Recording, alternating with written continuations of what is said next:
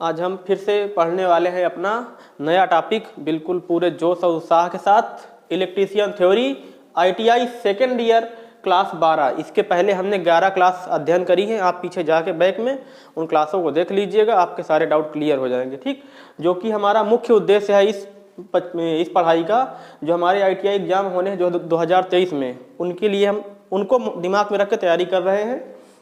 और इस क्लास की पीडीएफ और ऑनलाइन मार्क टेस्ट अगर देना है आपको फ्री में, तो इस वेबसाइट में जाइए www.globaliti.org पर, वहाँ से ये सुविधा आपको मिल जाएगी। इसका लाभ उठाइए और दूसरों को भी बताइए। चलते हैं अपने आज के पहले क्वेश्चन, जोरदार धुआंधार शानदार। हमारा पहला क्वेश्चन क्या कह रहा है, which method of speed control two variable speed. देखो क्वेश्चन पढ़ो, साथ में उसके जो की पॉइंट है, उसके जो की पॉइंट है उनको नोट करते जाओ अपने दिमाग में। बोला है वेरिएबल स्पीड, पहली चीज क्या माइंड में मिली, variable speed only obtain in three phase motor में गति को नियंत्रित करने के लिए कौन सी विधि केवल दो चर गति पर प्राप्त होती है, दो चर गति पर प्राप्त होती है। देखो हमारे जब मोटर होती है उसमें पोल होते हैं, 2 पोल, 4 पोल, 6 पोल, सब मोटर के अपने अलग अलग होते हैं, कौन मोटर कितने पोल की उसमें दिया होता है। लेकिन यहाँ बात कर दिया पोल, पोल का मतलब होता है ध्रुवता। ध्रुवता हमारी या तो एन होगी या तो एस होगी, ठीक है, नॉर्थ और साउथ, क्योंकि मैग्नेटिक हमारा यही कहता है। यदि अब देखो law of attraction, law of repulsion, दो फोर्स होते हैं, law of attraction and law of repulsion. यदि हमारी दो ये मैग्नेटिक फिक्स कॉइल है और यहाँ पे जो हम एक मूविंग कॉइल रख दें, ये फिक्स है, अभी ये मैं समझाने के लिए बता रहा हूँ। तो यहाँ पे अगर एक और रख दें चुंबक, ठीक है, इनको बोल दें N1 S1, N1 S1, ये दो हमारी हो गई N1 S1, और इधर हमारा क्या बचा N1 S1, और इनको मान ले हम N2 S2, ठीक है। अब देखो जब बोले कि हमारा पोलरिटी सेम हो जाएगी तो वहां पे क्या होगा, रिपल्सन होगा। लॉ ऑफ अलाइनमेंट पढ़ाएंगे, संरेखण का नियम जब पढ़ाएंगे आपको आगे चल के, तो वहां पे हम इसको बताएंगे, अभी इस क्वेश्चन की बात कर रहे हैं। तो यहाँ पे क्या होगा, लॉ ऑफ रिपल्सन लगे, क्योंकि पोलरिटी दोनों की सेम हो गई तो जानते हो क्या होगा, रिपल हो जाएगा। रिपल्सन में कुछ ऐसा बनेगा, मतलब ये आपको अपोजिट पोलरिटी में आना चाहेंगे। अपोजिट पोलरिटी कैसे, देखिए इसमें क्या होगा, रिपल्सन होगा। रिपल्सन को हिंदी में बोलते हैं प्रतिकर्षण, और इसमें क्या होगा, N1 S1 N2 S2, ये आपका क्या होगा, अट्रैक्शन होगा। अगर ऐसी कंडीशन बनती है तो आपका अट्रैक्शन होगा, ठीक है। तो कहने का मतलब हमारे जो पोल हैं वो दो प्रकार की कंडीशन उत्पन्न कर रहे हैं। पहला क्या है, ये बोल रहा क्वेश्चन, मोटर में गति नियंत्रित करने के लिए कौन सी केवल दो चर गति प्राप्त होती है। देखो इसमें सिर्फ हमने ये बताया आपको, बेसिकली इस फिगर का जो बताया इसका कोई मतलब नहीं, हम ये बताना चाह रहे थे जब हमारी पोलरिटी सेम होगी तो वहां पे रिपल्सन होगा, जब पोलरिटी अपोजिट होगी तो वहां पे अट्रैक्शन होगा। ये इस क्वेश्चन से संबंध रखता है, इसलिए हमने पहले आपको बता दिया। ये बोल रहा है by rotor rheostat control. Rotor rheostat control का मतलब जानते हो क्या होता है, जहां पे किसी भी समय कुछ भी परिवर्तन करने पड़ जाए, मतलब कई बार परिवर्तित करना पड़ जाए, ठीक है, मतलब इसकी कोई कल्पना नहीं कर सकते हो। वेरिएबल का मतलब any time, time with respect time कहीं भी आप चेंज कर सकते हो। By changing the applied frequency, इसमें भी कोई लिमिट नहीं होती है। अप्लाइड फ्रीक्वेंसी आप फ्रीक्वेंसी बढ़ा घटा के आप कई बार कई स्टेप में चेंजिंग ले सकते हो। By changing the applied voltage, इसमें भी कई स्टेप ले सकते हो। लेकिन by changing the number of stator pole जो हम बता रहे हैं, सिर्फ उसकी दो ही कंडीशन बनती है, ठीक है। तो यहाँ पे इसका राइट आंसर हो जाएगा by changing the number of stator pole. Stator pole को परिवर्तित करने से केवल हमें दो वेरिएबल गति मिलेंगी, ठीक है।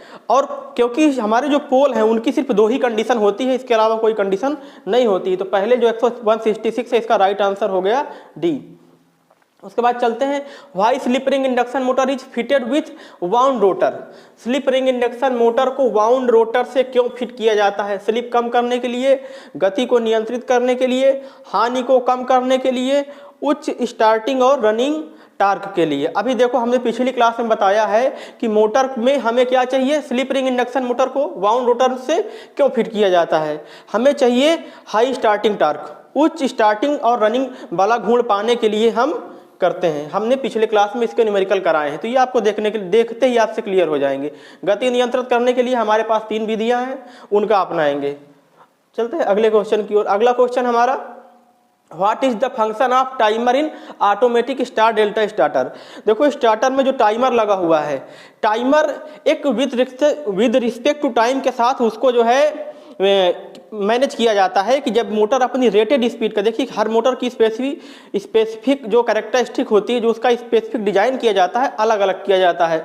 कोई मोटर अपनी स्पीड का, अपनी जो रेटेड स्पीड है उसका 70% पा लेती है या 80% पा लेती है, तो वहाँ पे जो हमारा सप्लाई स्टार में है वो फिर कन्वर्ट हो जाती है डेल्टा में, क्योंकि स्टार्टिंग के लिए हमें जितनी करंट की आवश्यकता है, हमने 20 बार बताया है इस तरीके से न्यूमेरिकल, किसी बिजनेस को स्टार्ट करने के लिए जितना पैसे की आवश्यकता आपको होगी उतना उस बिजनेस को मेंटेन बनाए रखने के लिए कभी नहीं होगी।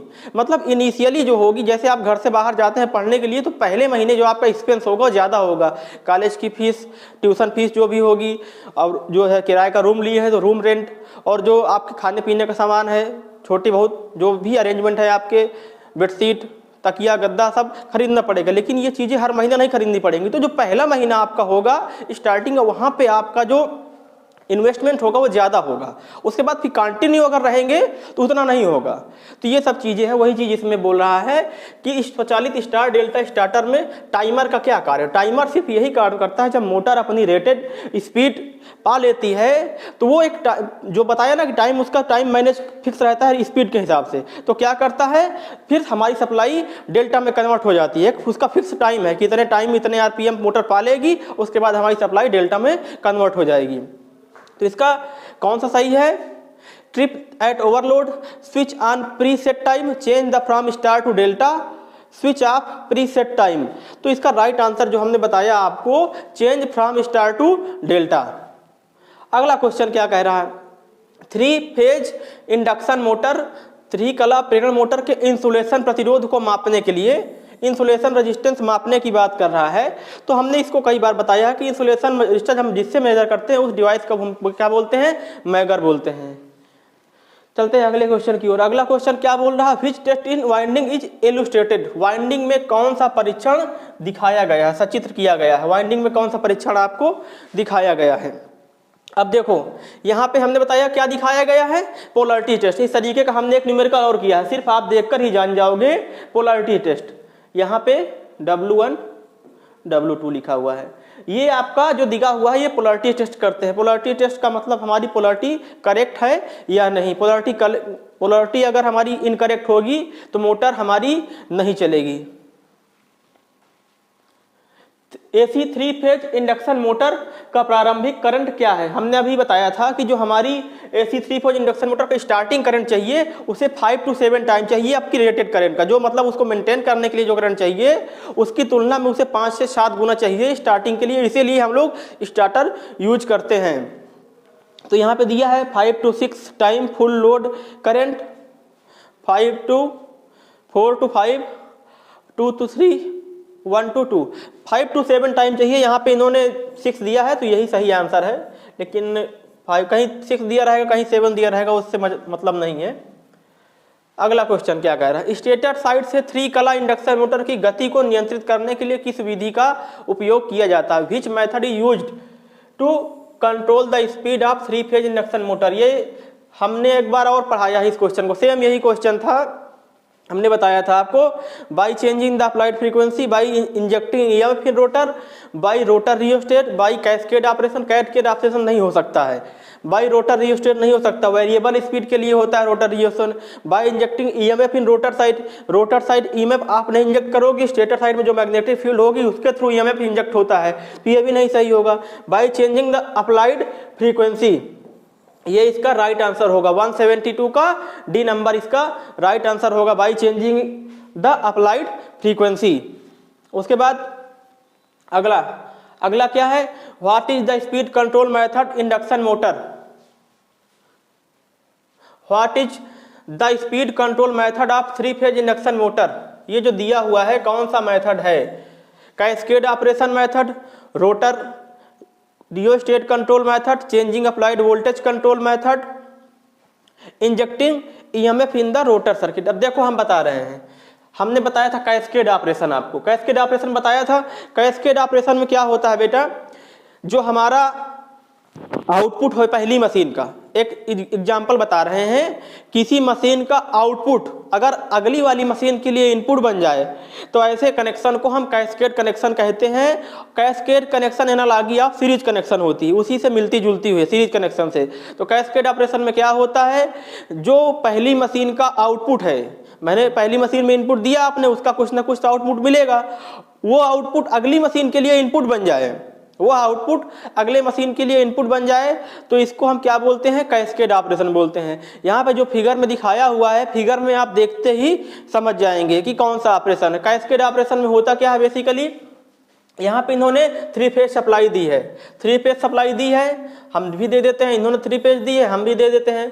आर वाई बी हमारे 3 फेज हैं, जिसको 3 फेज सप्लाई बोल रखा है। ठीक, ये हमारी 3 फेज सप्लाई हो गई। अब देखो इन्होंने क्या करी है, मोटर ए, एक मोटर ए है, एक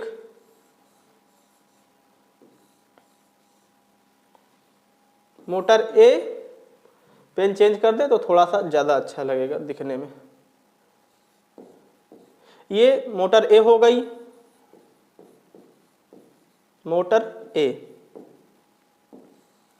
इसको तीनों फेज मिल गए, आर वाई बी।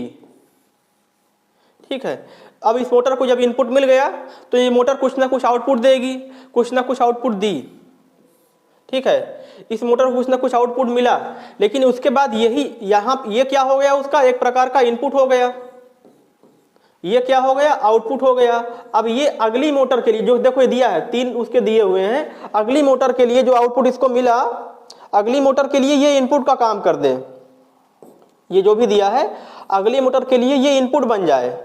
देखो यहाँ पे अगली मोटर के लिए यदि ये इनपुट बन जाए, अब देखो ये आउटपुट है, ये अगली मोटर के लिए क्या काम कर रहा है, इनपुट का काम कर रहा है। ये हमारी मोटर बी है, ये हमारी मोटर बी है। अब उसके बाद इसका भी आउटपुट निकलेगा इसी तरीके। क्वेश्चन थोड़ा छोटा कर दें आप लोग को ताकि क्लियर दिखे। ठीक है, अब ये हमारा आउटपुट है, ये आउटपुट हमारा अगली मोटर के लिए फिर से इनपुट बन जाएगा। अगली अगर कोई मोटर होगी, मोटर सी, तो उसके लिए इनपुट बन जाएगा। तो कहने का मतलब एक मशीन का आउटपुट दूसरे मशीन के लिए जब इनपुट बन जाता है तो ऐसे कनेक्शन को हम कैस्केड कनेक्शन कहते हैं। तो यहाँ पे कैस्केड कनेक्शन दिया है ऑप्शन में। अब देखिए इसको हम थोड़ा सा बड़ा कर दें, आपका ऑप्शन ये देखो, तो इसका जो राइट आंसर हो जाएगा, इसका राइट आंसर कौन सा हो जाएगा, ए नंबर, कैस्केड ऑपरेशन। चलते हैं अगले क्वेश्चन की ओर। अगला क्वेश्चन क्या बोल रहा है, 3 कला मोटर स्टार्टर के साथ शामिल 2 कार्यात्मक सर्किट क्या हैं। What are the 2 functional circuit incorporated with a 3 phase motor starter. 3 कला मोटर स्टार्टर के साथ शामिल 2 कार्यात्मक सर्किट क्या है। Open circuit and short circuit, close circuit and open circuit, short circuit and close circuit, control circuit and power circuit. देखो किसी भी सिस्टम के लिए हम मोटर की बात नहीं कर रहे हैं, आपका घर भी होगा तो 2 यूनिट होंगी। जैसे आप हैं तो आपके लिए भी कंट्रोलिंग के 2 यूनिट हैं, आपके माताजी और आपके पिताजी, ठीक है ना। और कंट्रोलिंग में आपके माताजी का जितना रोल है उतना पिताजी का भी रोल है। लेकिन दोनों की अगर सोचो कि सेम होगा एकदम 100%, दोनों का काम है बच्चों को नियंत्रित करना। पेरेंट्स का काम होता है अपने बच्चों को नियंत्रित करना, माताजी भी बच्चे को नियंत्रित करेंगे, पिताजी भी बच्चे को नियंत्रित ही करेंगे। लेकिन दोनों को जो नियंत्रित करने का तरीका है वो एक एनालॉजी दोनों की सेम है, दोनों का उद्देश्य सेम है कि बच्चे को कंट्रोल करना, बिगड़ने ना पाए, बाहर घूमने ना पाए, गलत बोलने ना पाए, बड़ों को कैसे बोलना है सब सिखाएंगे आप। लेकिन दोनों को जो सिखाने का वे होगा वो अलग होगा। तो कहने का मतलब कंट्रोल सर्किट और पावर सर्किट, दो सर्किट होती है मशीनों में हमारी, दोनों का काम सेम है, दोनों की सर्किट लगभग सेम रहती है।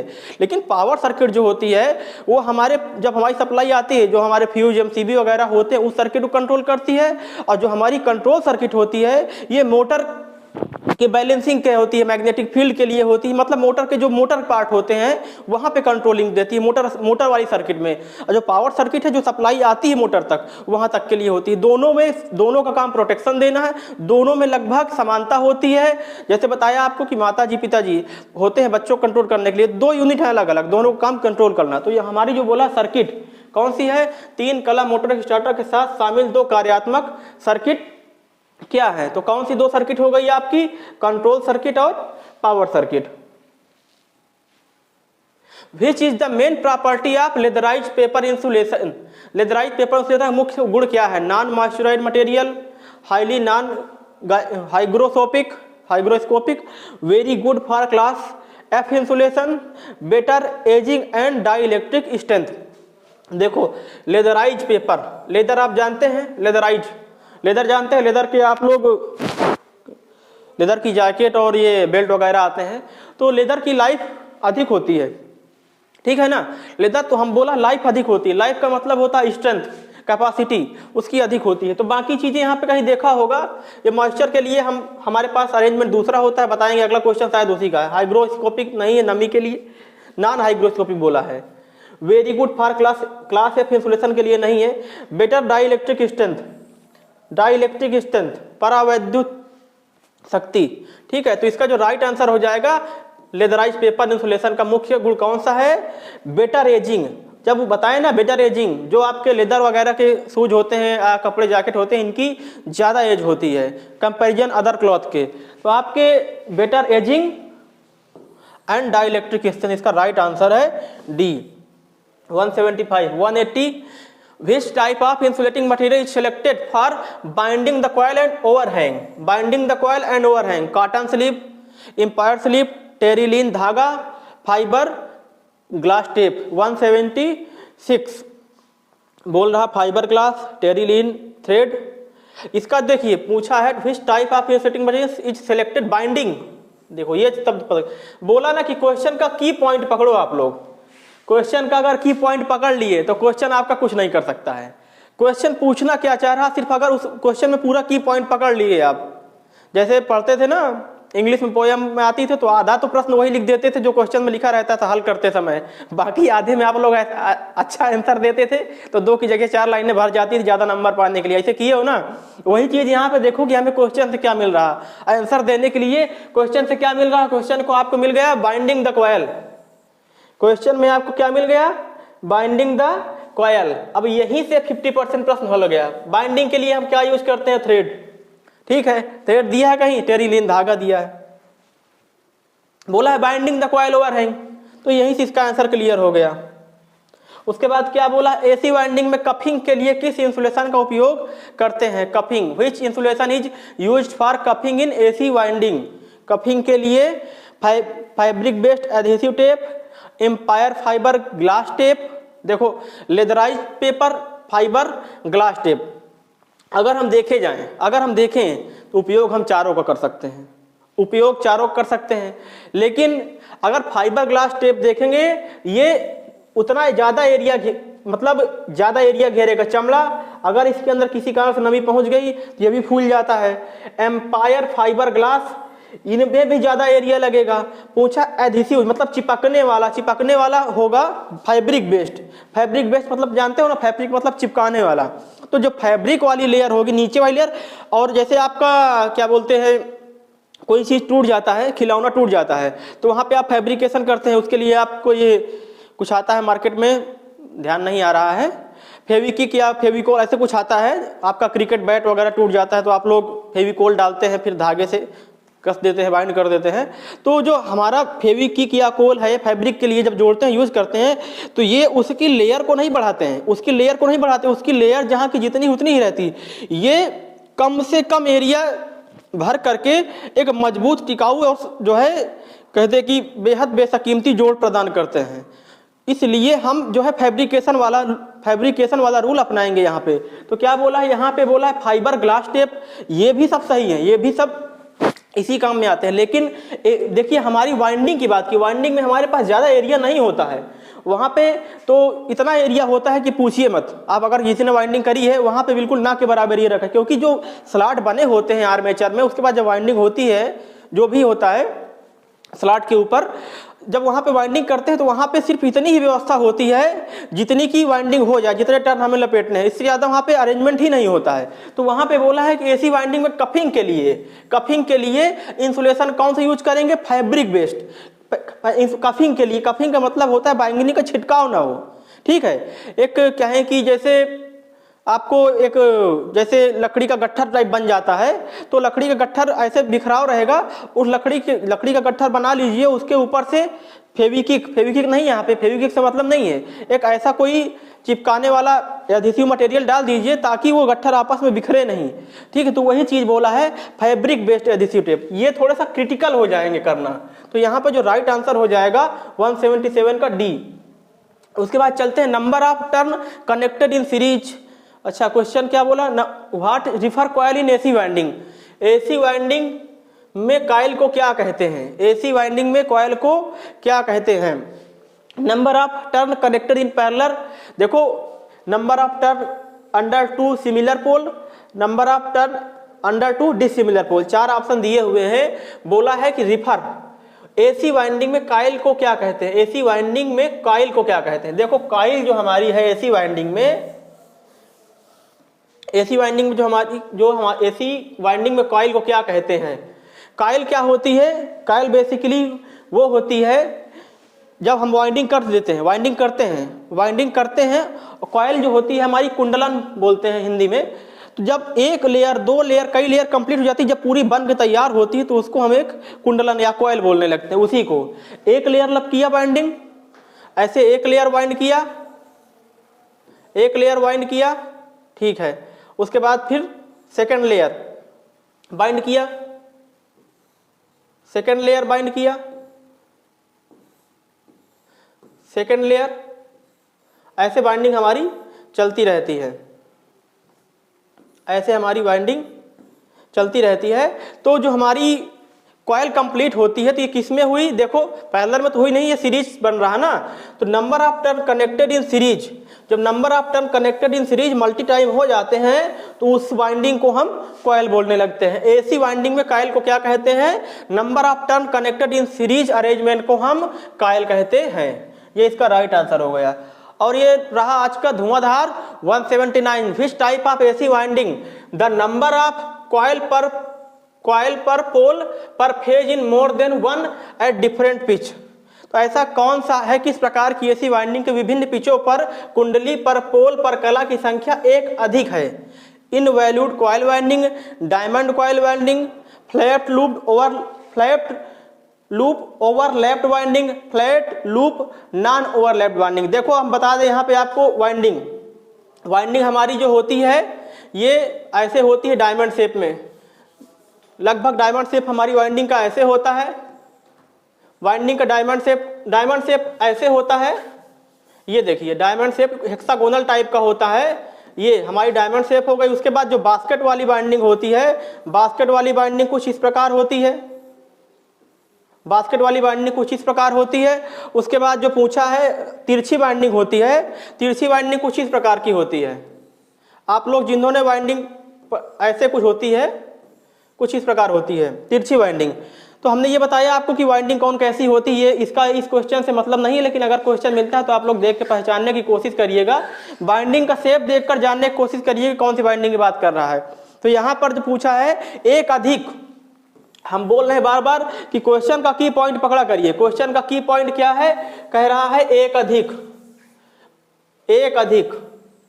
ठीक है। तो involute coil winding, diamond coil winding, flat loop overlapped binding, flat loop non overlapped binding इसका राइट आंसर होगा।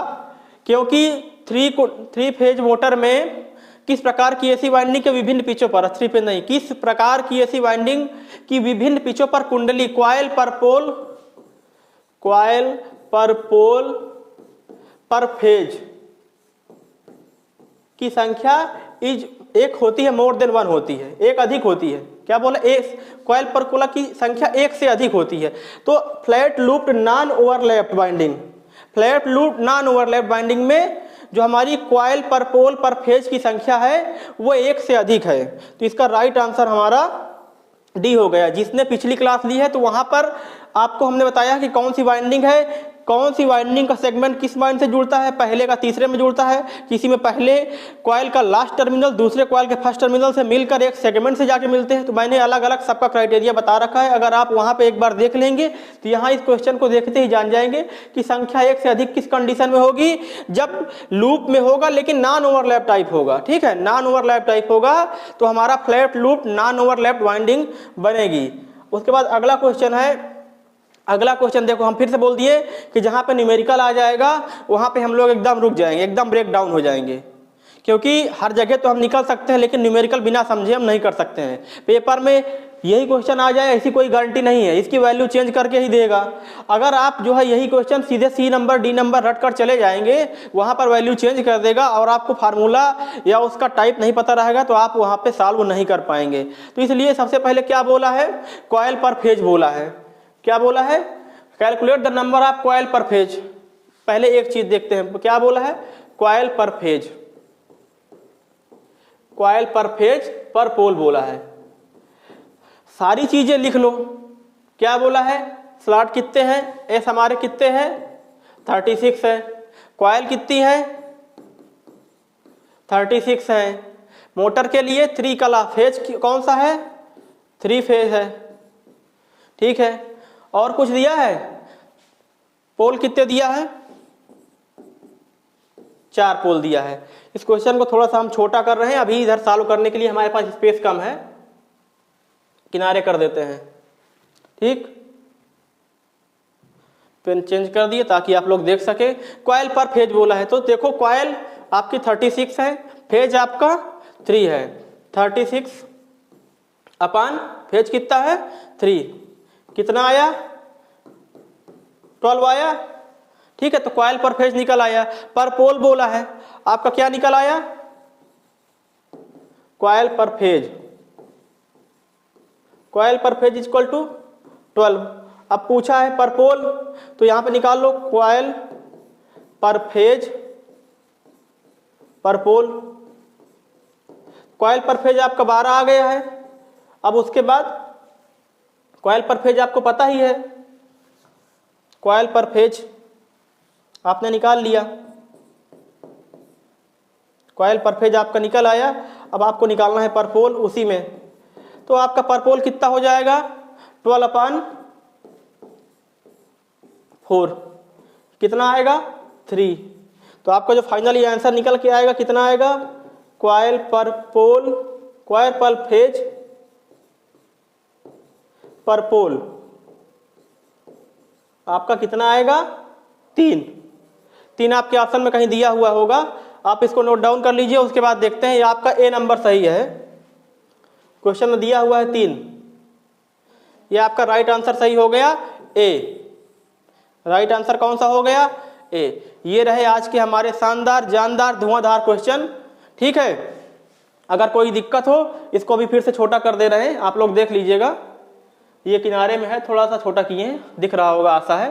तो इसका राइट आंसर कौन सा सही होगा? ए। आंसर कितना आया? 3 कॉइल पर फेज, 3 कॉइल पर फेज पर पोल, इसका राइट आंसर हो गया। तो ये रहे आज के हमारे 15 क्वेश्चन, शानदार जानदार धुआंधार। अगर आपको कुछ जानकारी अच्छी लगी हो इसमें से, थोड़ा सा लाइक सब्सक्राइब कर लो ताकि उन सब बच्चों को भी जानकारी मिले जो इस सुविधा से वंचित हैं। मिलते हैं अगली क्लास में नई तैयारी के साथ, नए एपिसोड के साथ। तब तक आप लोग तैयारी करिए, धीरे धीरे चलिए, बूंद बूंद से घड़ा भरता है बोलते हैं, तो बस वही प्रक्रिया अपनाइए। और जय हिंद, जय भारत, इतिहास लिखिए।